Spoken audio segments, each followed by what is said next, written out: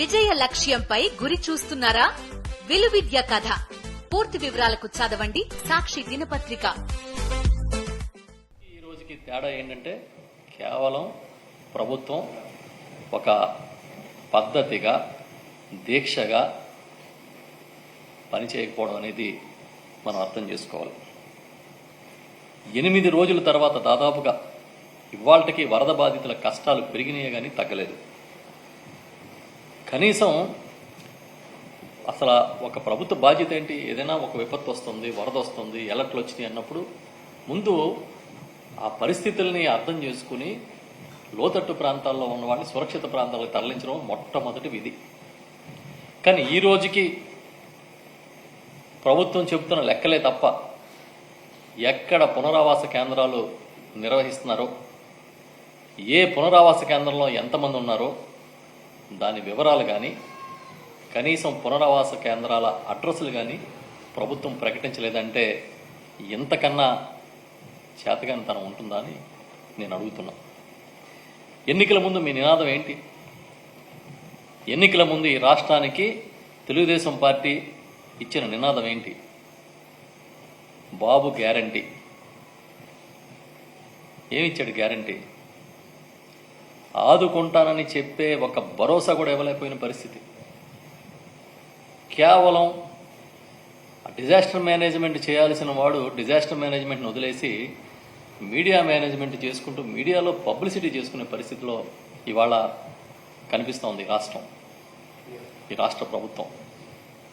నెపం ఒకళ్ళ మీద ఒకళ్ళు తోచుకుంటూ అసలు చాలా చిత్రమైన పరిస్థితులు మనం చూస్తున్నాం. రోజులు గడిచే కొద్దీ పరిస్థితులు ప్రశాంతత రావాల్సింది పోయి రోజులు గడిచే కొద్దీ ప్రజల్లో ఆందోళన పెరుగుతోంది. నేను అడుగుతున్నా సూటిగా, 2019-24 మధ్య గౌరవ జగన్మోహన్ రెడ్డి గారి రాష్ట్రానికి ముఖ్యమంత్రిగా ఉండగా ఎక్కడైనా వరదలు వచ్చాయి, గోదావరి వరదలు వచ్చినాయి, ఇతర వరదలు వచ్చినప్పుడు ఎక్కడైనా ప్రాణ నష్టం సంభవించిందా? వరదల వల్ల, వర్షాల వల్ల 45 మంది ప్రాణాలు కోల్పోయిన ఈ సంఘటన ఈ ప్రభుత్వానికి కలిచివేయట్లేదా? ఈ ప్రభుత్వాన్ని కుదిపేయట్లేదా అని అడుగుతున్నాం. ఇంత టెక్నాలజీ పెరిగి మేము చాలా టెక్నాలజీలో అగ్రగణ్యులు, ఈ దేశానికే టెక్నాలజీని నేర్పించిన అని చెప్పిన వాళ్ళు 45 మంది ప్రాణాలు పోతే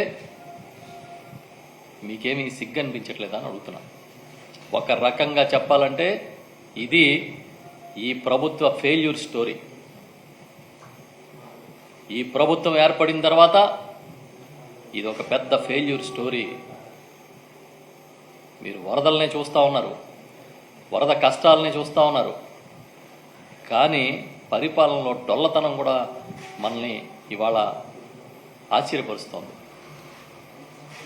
మొత్తం ఈ క్రమం చూస్తే విజయవాడ ముంపునకు సంబంధించి ఒక deputy executive engineer Madhava Naik అని ఆయన, మేము 20 గంటల ముందే అలర్ట్ ఇచ్చాము, వెలగలేరు దగ్గర ఆ ఏదైతే రెగ్యులేటర్ ఉందో దాని గేట్లు ఎత్తుతాం అని మేము అధికారులకి సమాచారం ఇచ్చాం, రెవెన్యూ అధికారులకి సమాచారం ఇచ్చామని ఆయన చెప్తా ఉన్నారు.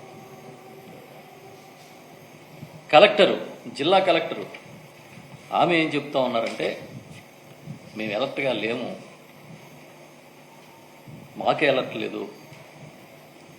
15,000 క్యూసెక్కుల కెపాసిటీ కలిగిన బుడమేరులో 40,000 క్యూసెక్కులు వస్తే ఒక్కసారిగా అర్థం కాని పరిస్థితి ఏర్పడింది అన్నట్టుగా ఆమె చెప్పారు.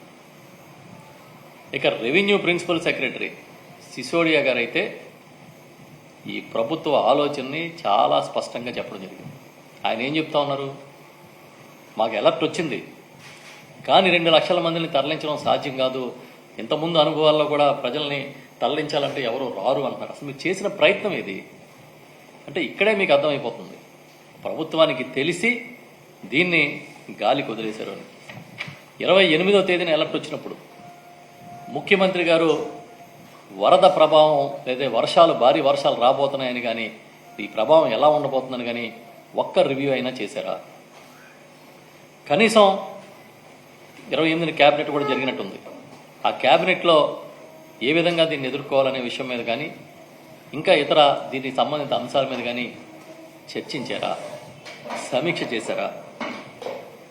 నేను ఆ మధ్యన చూశాను, కరెక్ట్గా అదే డేట్స్లో ఏదో ఒక సినీ నటికి సంబంధించిన ఇష్యూలో సీఎంఓ ఆరా తీసిందని పత్రికలో వచ్చింది. మరి సీఎంఓ వరదల గురించి, వర్షాల గురించి ఆరా తీయలేదా?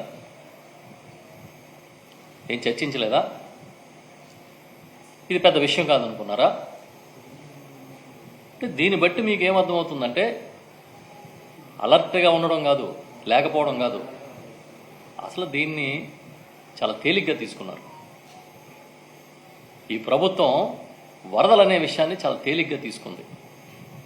భారీ వర్షాలు, ముంపు అనే విషయాన్ని చాలా సింపుల్గా కొట్టిపారేసినట్టుగా కనిపిస్తూ ఉంది. విజయవాడ నడిబొడ్డులో మొగలరాజపురం దగ్గర కొండ చర్యలు విరిగిపడి 5గురు మరణిస్తే అది సెక్రటేరియట్కి కూతవేటు దూరం, అంటే సుమారు 4 కిలోమీటర్ల లోపు ఉండొచ్చు సంఘటన జరిగింది. ముఖ్యమంత్రి గారి రెసిడెన్సీకి ఒక 3 కిలోమీటర్లు ఉండొచ్చు. కనీసం విజయవాడ లాంటి సిటీలో కొండ చర్యలు విరిగి ఒక 5గురు చనిపోతే ఎలా రెస్పాండ్ అయింది ప్రభుత్వం? ఎవరైనా వెళ్ళారా అక్కడికి?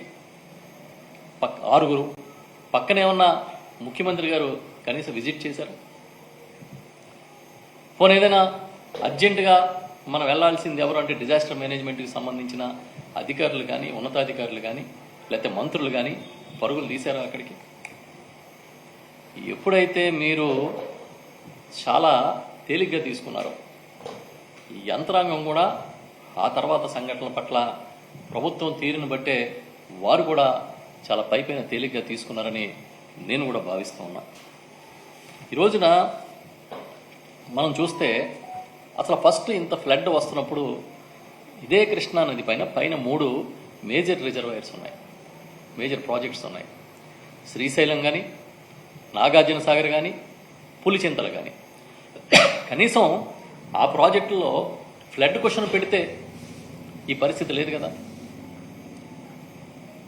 అంటే ఇరిగేషన్ అధికారులు, ఇరిగేషన్ శాఖ ఏం చేస్తూ ఉంది?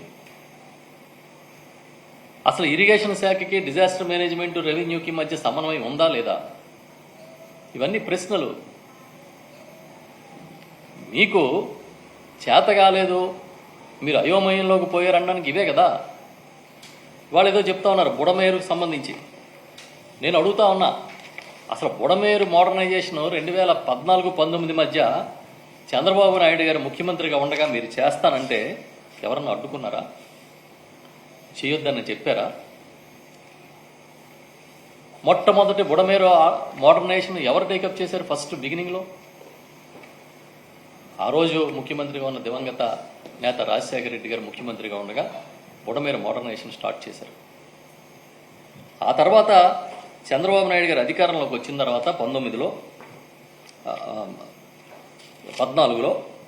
కనీసం దానికి సంబంధించి ఒక జీవో ఇచ్చారు తప్ప పనులు ఏమైనా ముందుకు తీసుకెళ్లారా? కానీ వాళ్ళు ఏం చెప్తా ఉన్నారు, ఇదేదో పాపం అంతా జగన్మోహన్ రెడ్డి గారు చేశారు, ముఖ్యమంత్రిగా పట్టించుకోకపోవడం వల్ల ఇదంతా జరిగిందన్నట్టుగా మాట్లాడుతున్నారు. నేను అడుగుతా ఉన్నా, 2014-19 మధ్య బుడమేరు ఆధునీకరించి మీరు కరెక్ట్గా వాటర్ అంతా డిశ్చార్జ్ అయ్యే మోడర్నైజేషన్ చేస్తానంటే మీకు అడ్డుపడింది ఎవరన్నారా అని అడుగుతున్నాం.